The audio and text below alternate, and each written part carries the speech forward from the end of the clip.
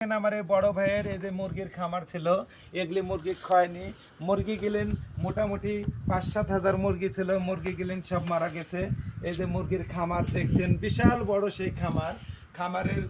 খামারের মুরগি গেলেন খুব উন্নত মানের ছিল এবং বড় ছিল। এই যে মুরগি খায়নি যে আসবাবপত্র গেলেন এগুলি আছে এখানে, তারপর আরও দেখেন এখানে আছে। কিন্তু এই খাবারের মুরগি গেলেন যখন মারা যায় তখন আমার ওই ভাইয়ের কিন্তু মাথাটা হেড হয়ে যায় যে 5-7 হাজার মুরগি যদি মারা যায় তাহলে ওই মানুষটার মাথা তো ঠিক থাকে না ভাই। তার জন্য আপনাদের সকলের কাছে বলছি, আমার এই বড় ভাইয়ের জন্য একটু আপনারা দোয়া করবেন বা ভালোবাসা দিবেন। ভাইয়ের মনটা অত্যন্ত খারাপ। সে ভাই এই যে এখানে মুরগি এখনও ভ্যাকসিন আছে, ওষুধ আছে, তারপর হলো আরও ভিটামিন আছে।